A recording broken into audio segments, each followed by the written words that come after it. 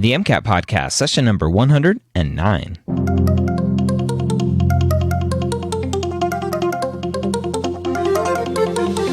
A collaboration between the medical school headquarters and Next Step Test Prep, the MCAT Podcast is here to make sure you have the information you need to succeed on your MCAT test day. We all know that the MCAT is one of the biggest hurdles you'll face as a pre-med, but we're here to give you the motivation and information that you need to know to help get you the score you deserve so you can one day call yourself a physician. Welcome to the MCAT Podcast. My name is Dr. Ryan Gray, your host here every week. I also host several other podcasts over at the MedEd Media Network, which you can find at mededmedia.com. You can subscribe. If you don't subscribe to these podcasts, it's free, and you can do it on an iOS device using Apple Podcasts. If you just open up your iPhone, search for podcasts, and you'll find the app. It's pre-installed. Unless you deleted it, just reinstall it. Again, that's the podcast app on iOS devices. Or if you are on an Android device, Google Podcasts now exists. You can get it from the Play Store, or if you just search for the Pre-Med Years in your Chrome browser, you should be able to find the Google Podcast app and the Pre-Med Years, the MCAT Podcast, all of them right there. So with that, we have some exciting news here at the MCAT Podcast. Some changes here are coming your way right now. Clara, hello. You're not Brian. No, I'm not. What happened to Brian? Brian is no longer with Next Step. He moved on to bigger and better things. I have been the MCAT course content director for Next Step for a couple of years, and I've worked with the company for quite a while. So I am here to take his place and provide all of that great MCAT insight. You are our new resident MCAT expert. Indeed. Right, and we know, obviously, people move and change jobs and whatever, and Brian wasn't in this for the rest of his life, and he had some other things come up, and he's moving on, and that's awesome for him. We still email back and forth, so we're still friends, but now we have a different voice, which I think is exciting for the listener to kind of get a different take, a different voice. And as you said, you've been kind of the head of MCAT content for the MCAT course for several years. How long have you been with Next Step now? About 4 years now. Okay. And why are you in the MCAT test prep world?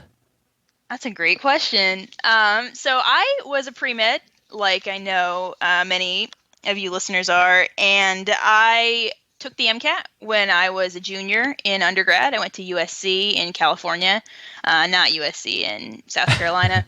But so I took the MCAT as a junior and was planning on applying and sort of just got sucked into the world of tutoring, because back then Next Step was a big tutoring company.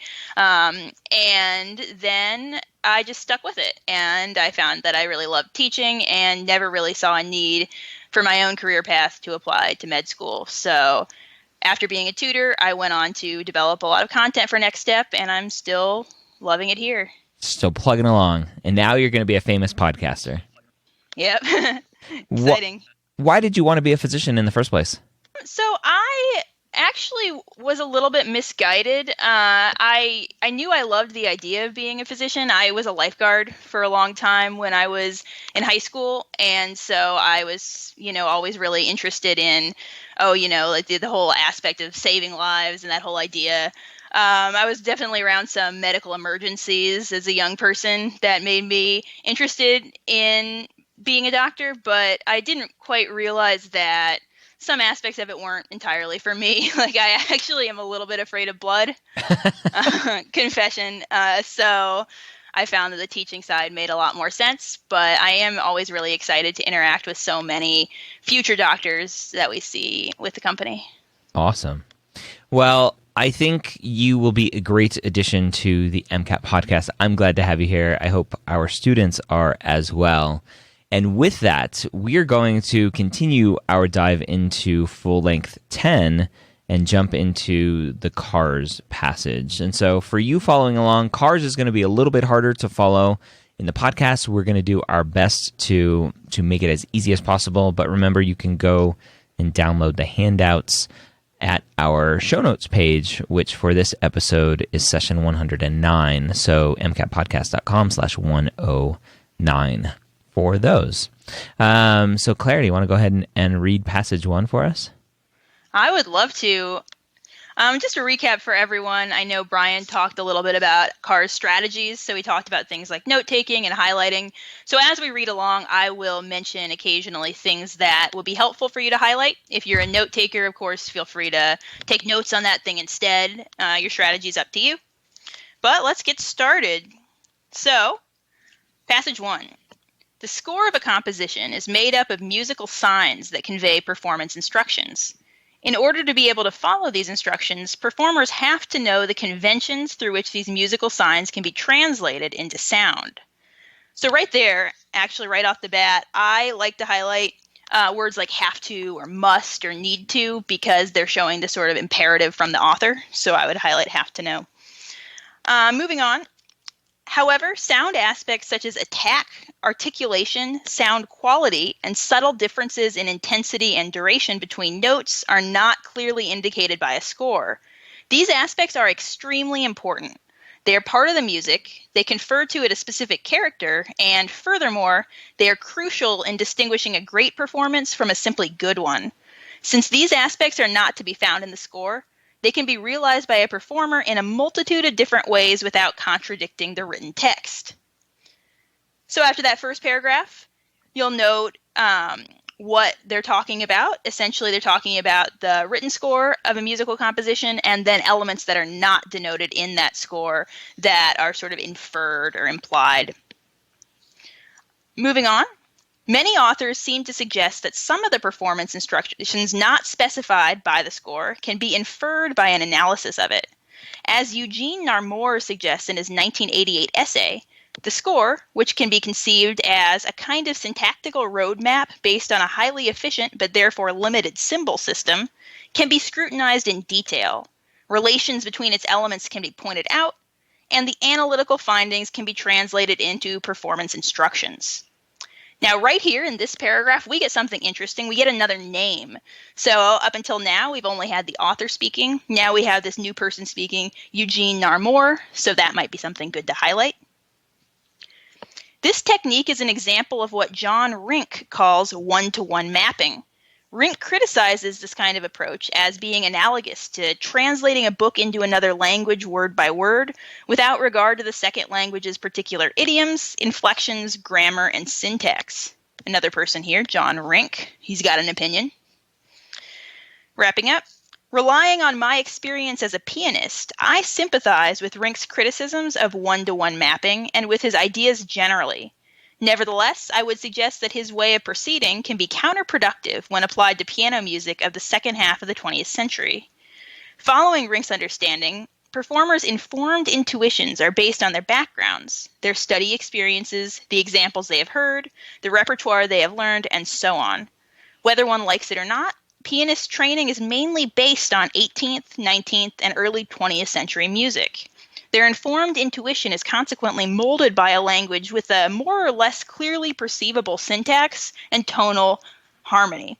It can be imagined that to broach a recent composition relying on intuition and informed by contact with fundamentally different musical styles would not be dissimilar from driving a modern Formula One car relying on our experience of an old runabout. It would be possible, but the potentiality of the new object would be only partially explored. So there's a lot going on there. Yeah, that's a lot. And following along, trying to listen to this, I'm like, oh, okay, this is going to be hard. So again, it might be challenging listening in the car or working out, but again, go get the handouts and you can follow along there. So, you highlighted a couple things. You pointed out a couple of different things to look out for. And then we jump into the questions. And so passage 1 is questions 1 through 7.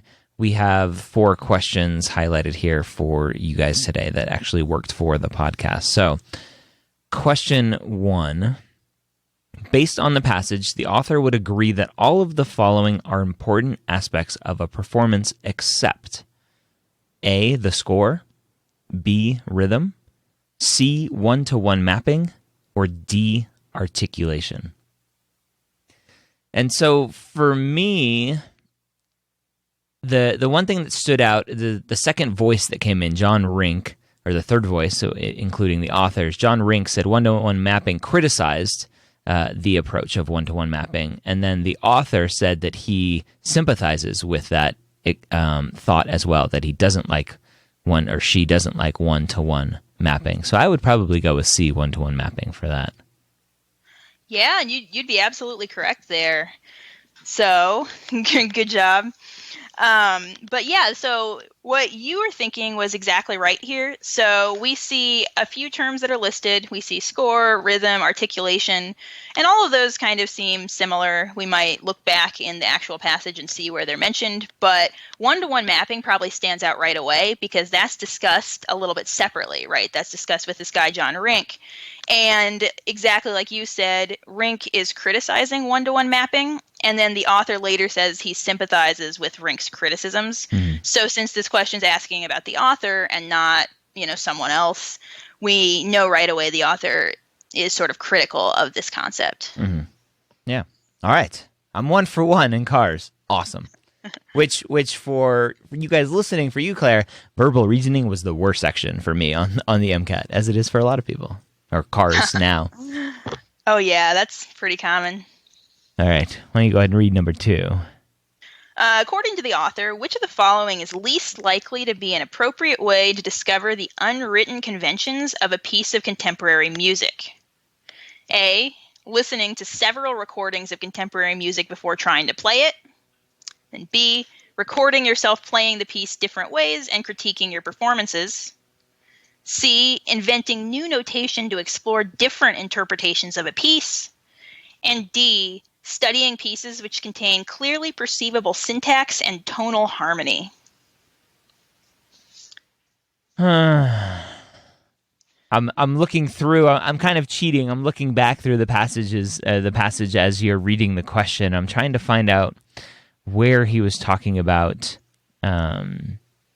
the conventions of a piece of contemporary music, discovering the unwritten conventions. And I can't really figure out. I'm assuming it was this last paragraph after he talked about kind of sympathizing with the one-to-one mapping. He goes on to, or she goes on to explain some other ways to kind of look through music. Would I be right in the right spot there? You absolutely are. Okay.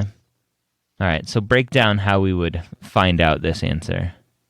Totally. So taking a look at this question, this is a little bit more complex than the previous one. We see a lot of stuff going on here, but we know that this fourth paragraph is the place we want to go because this question is asking what's least likely to be an appropriate way to discover these unwritten conventions. So we're looking for something that the author would not want us to do. Or want us to do less than the other three options. And this fourth paragraph is a great place where the author is talking about sort of complaints the author has. So essentially problems with Rink's approach or problems with this one-to-one mapping concept. So what we'd want to do is we want to actually go directly back to this fourth paragraph. And if you need to skim it again or you need to read it again, that's totally fine. It's pretty much inevitable that you're going to have to go back to the passage occasionally. And what we actually see here is this sentence about midway through that paragraph that says, whether one likes it or not, pianist training, mainly based on these 18th, 19th, and early 20th century pieces of music. It says their informed intuition is consequently molded by a language with a more or less clearly perceivable syntax and tonal harmony. So as we're reading through, that might actually stand out as basically exactly the same wording as choice D. And this is actually pretty common on the MCAT. Often if you see a certain answer choice that's maybe structured a little bit weirdly and you're saying, oh, that word stands out, it might actually be taken directly from the passage. And interestingly, if we take a look at this, we say, okay, the author is saying that these pianists who trained based on this older music had their intuition molded by this language with perceivable syntax and tonal harmony. But then the author is complaining about that, right? The author goes on to use this analogy of trying to drive like a race car with the experience of like this really old, runabout or this old like falling apart car. So the author is saying that this is not the right approach. We might not know exactly what the author thinks the right approach is, but this is not it. And another key word actually in the question stem, which we read earlier, is contemporary. So contemporary means modern. And so the author's saying, okay, we're trying to learn about modern music, but then this answer choice D actually comes from a part of the passage where we're talking about, we actually base our conventions on older music. So that actually makes sense here in terms of what we would not want to do. So this one, just standing out to me, this one would probably suck up a lot of my time, because I would go to A, answer choice A, and go listening to several recordings of contemporary music before trying to play it. And then I'd be looking through the whole passage, like, where did he talk about listening to music? And then I'd go to B, recording yourself playing the piece different ways. And I'd go and try to find that. What would you recommend for a student who's trying to go answer by answer and looking through the passage for each of those answers to see if it fits? Absolutely. And I think that's a very natural way to try to do this question. In general, it's actually a good approach to look answer by answer. Obviously, you're not magically going to be drawn to choice D. But there's two different things you can do that both work for a question like this. So one is to go answer choice by answer choice and just not sink a lot of time into any given choice. So, for example, A, listening to several recordings of contemporary music. You might remember from the passage, they never discussed listening to recordings, so it's just not in there at all. But this doesn't seem outright wrong, right? It's like contemporary music, so that is what the question's asking about. It doesn't seem like a bad thing offhand to be listening to recordings. So we can just move on, so don't cross off A and don't pick it. And then recording yourself playing the piece different ways, well, again, that doesn't sound familiar from the passage, but it doesn't seem wrong, so we can continue. And then C, inventing new notation to explore different interpretations. That one's a little bit weird, but this whole idea of interpreting these unwritten conventions of music was related to notation. And then we end up at choice D. The alternative, what we can do is actually, as soon as we see a question like this, we see, okay, there's 4 totally different answer choices. We're going to have to dig around the passage to try to find any of them.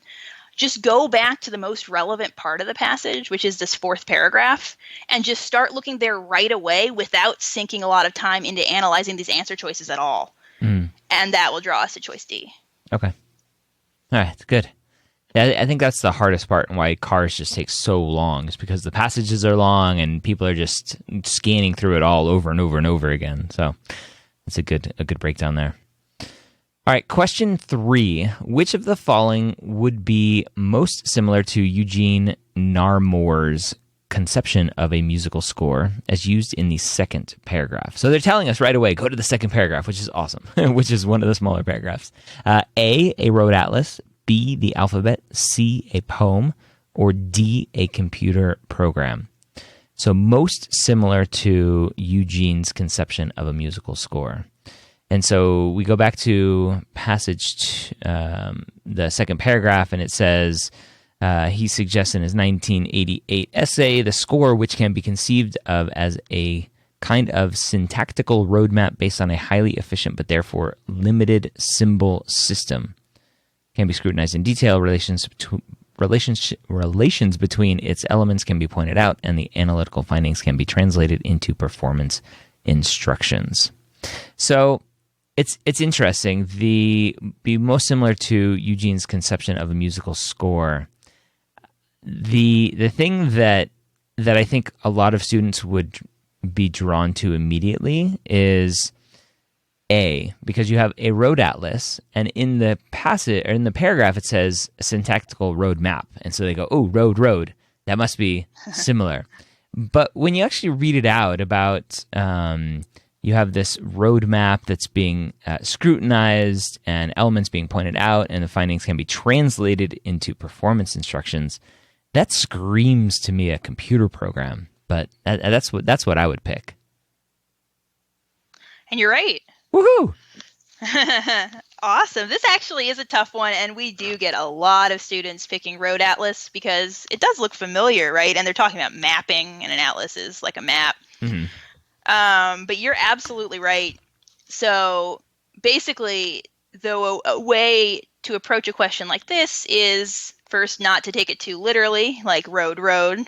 But then also to just really go back directly to that second paragraph and just boil down what this Eugene Narmour character is saying, right? So what exactly is he saying about the score?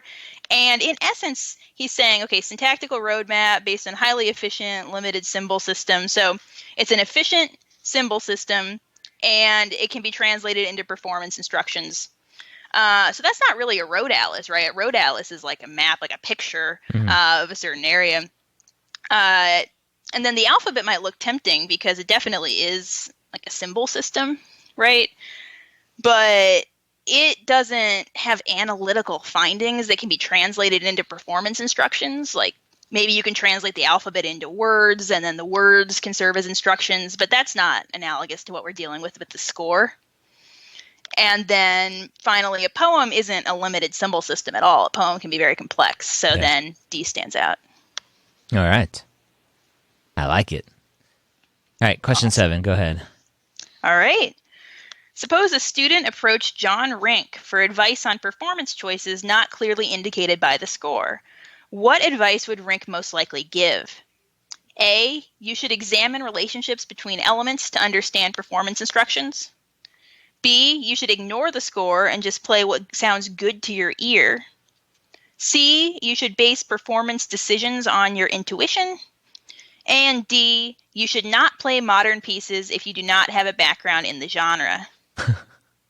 Just give up. All right. So a student approached Rink for advice on performance choices not clearly indicated by the score. So what advice would Rink most likely give? And so we go back to Rink, which is the third paragraph, and he was all about criticizing the one-to-one mapping, translating a book into another language, word by word, without regard to the second language's particular idioms, inflections, grammar, and syntax. So we kind of know that he likes the culture, right? I'll say culture of what's going on in that second language. So looking through these answers, examine relationships between elements to understand performance instructions. Maybe.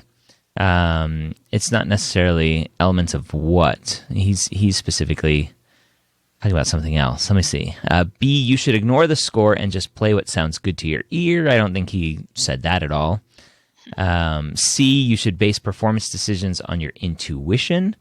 Intuition, he's talking in his direct translation here of idioms, inflections, grammar, and syntax. That has nothing to do with the person's personal intuition.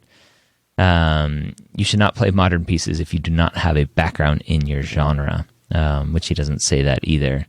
Although it may come about. If he's saying if you don't have a background and you don't know that second language's particular idioms, inflections, grammar, and syntax, then maybe he would say that. But I think A probably, I'm not really sure on this one, but A sounds the best out of all of them.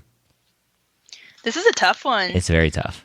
Tell me I'm wrong. It's okay. All right, you're wrong. But yeah, this one is tricky, right? Because nothing quite stands out as being right away, because we went back to that third paragraph. We read that whole description of what Rink is saying, and nothing fits. And one of the strategies I always tell my own students to use when dealing with questions like this is if you go back to the place where you think the passage is referring to and none of the answer choices fit in with that part of the passage, it's very possible that you can actually find the answer somewhere else in the passage, right? Because the MCAT's not that, it's a pretty direct test. It's not a test where you're going to have to be digging around a ton, like trying to find hidden meanings in this paragraph you're looking at. And there's a really easy way to figure out if anywhere else in the passage might be relevant here, and that's just to look for John Rink's name, because this question is asking about John Rink and his opinion. So if you actually looked to, or if you remembered the fourth paragraph, the last one. I see it right away. So I see, following Rink's understanding, performers' informed intuitions are based on their backgrounds, the study experiences, blah, blah, blah, blah, blah. So intuition would go with C. You should base performance decisions on your intuition. That's exactly right. Oh, man. Yeah. All right.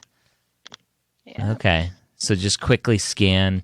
Would you recommend, when you have an author here writing about other people, would you recommend highlighting each time these other people's names come up so you can quickly jump from paragraph to paragraph and go to their names?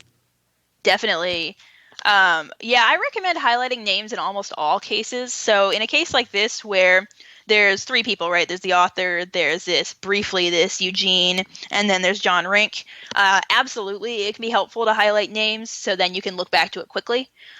Pretty much the only case in which I don't recommend highlighting names is if there's just like a ton of them, right? Like sometimes there will be these passages where they list like four different people, four different scientists or something like that. And then you typically won't have to highlight because you'll have highlighting all over the place. Yeah. Yeah, but here it would definitely help us because then we see, oh, it's not just the author in that fourth paragraph. It's actually still John Rink a little bit. And that's how we get this answer. All right, there you have it. Again, Clara with Next Step Test Prep. No longer Brian. We will miss Brian, but we are excited to have Clara on the podcast guiding us, guiding you to a better score, a higher score, a score that will get you in to the school of your dreams. Hope you have a great week. We'll see you next week here for some more MCAT Cars Prep. See you later.